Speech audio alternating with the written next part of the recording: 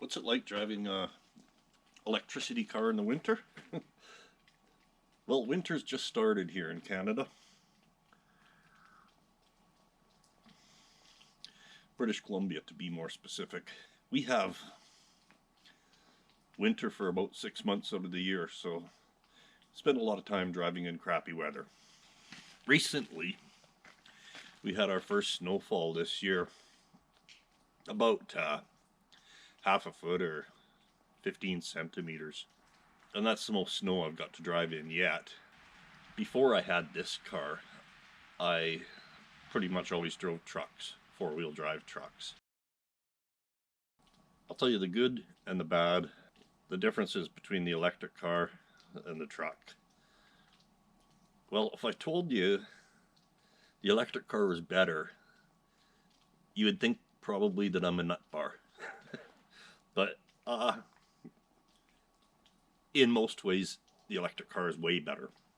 The problem with driving the trucks, one of the problems, is a lot of times they're not heavy enough in the back. All the weight's in the front. With the electric car, it's way more even because the weight's dispersed upon the four wheels evenly. People a lot of times will add weight in the back of their truck to gain traction. Well, that's good and bad, because adding weight does help with traction, but it also helps to make you not stop. More weight, harder it is to stop the vehicle when it's sliding. With the electric car, it is all-wheel drive, so it's like a four-wheel drive. Tires also make a big difference. These Nokians are what I'm currently using. They work great, but there's not too much life left in these ones. So I'm going to be getting new tires as soon as I can get into town. My next video, I'll have a new set of tires, and I'm going to buy the best. It being like a four-wheel drive, it also has traction control, and it's an electronic traction control that is really smart. When the back end swings out when you go around a corner too fast, the electric car cuts power to the back wheels and puts more power to the front wheels, and it pulls you out of the slide. So that's a good thing. But also that can be a bad thing. Up here in the mountains where I live, the roads are windy, and on one side you have a mountain, and on the other side you have basically a cliff in a lot of cases. No barriers.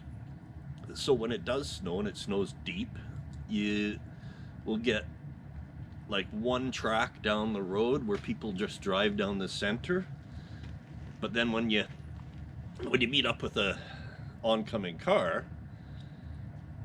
a lot of times they're in your lane and you have to move right over to the side. Well, that's not so good with the electric car.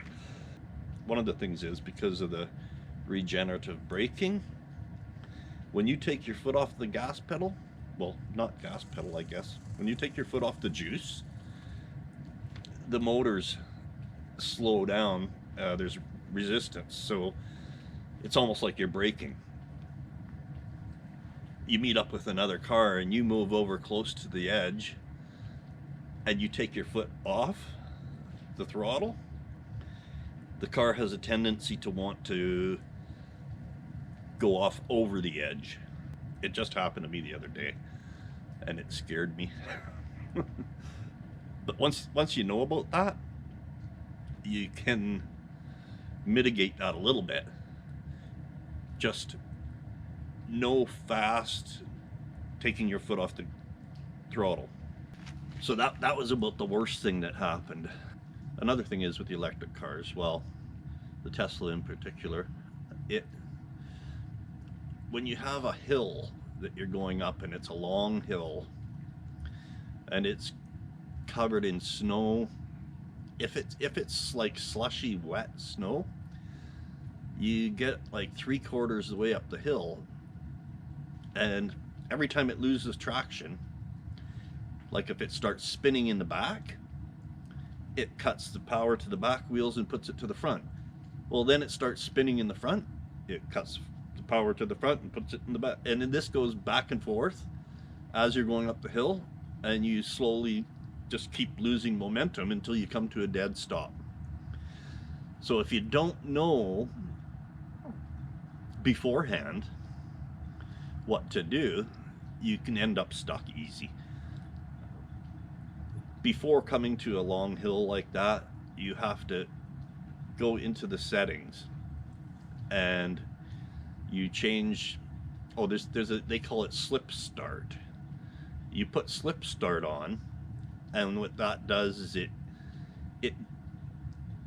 turns off traction control. But then once you get to the top of the hill, you have to remember that you did that, and you have to change it back, because driving with slip start, I could see how that would be crazy, because you have all four wheels spinning the exact same. So you don't want to drive like that for very far. Another advantage is no frozen door locks, because there's no keys for these things. Now, as far as bad things, I guess there's a few more things that I don't really like. Not so much bad, but just inconvenient, I guess. One of them is that the cameras get muck all over them constantly. The backup camera, you're cleaning it off every time you stop somewhere, if you are one that uses the backup camera. And with this Model 3 in particular, you kind of get into the habit of using it because you can't see much through the mirrors. Now that's pretty much what the back of this car looks like at all times. So you can see how the camera gets dirty real easy. It gets quite cold here. A lot of people say, "Oh, your battery life." Well, okay, that's not even a concern. You don't lose enough for it to be a concern. In fact, you might even be able to hear right now the heat's on. Well, the heat's always on, basically. If I go shopping, if I do anything, I just leave the heat on, because you're not driving 300 miles a day. You're not driving even 200 miles a day.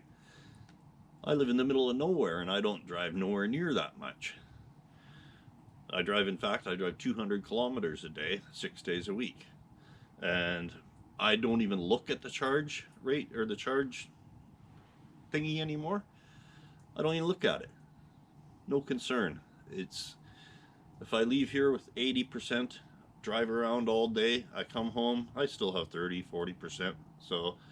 And that's abusing the heat and everything else. So I'm going to continue to make videos throughout the winter,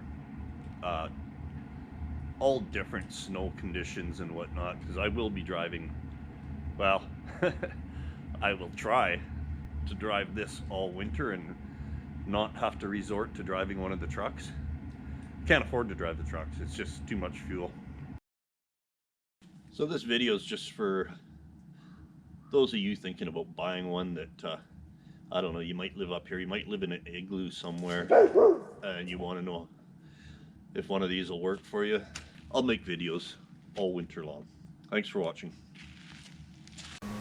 Next video I'll be trying out what are said to be the best snow tires you can get.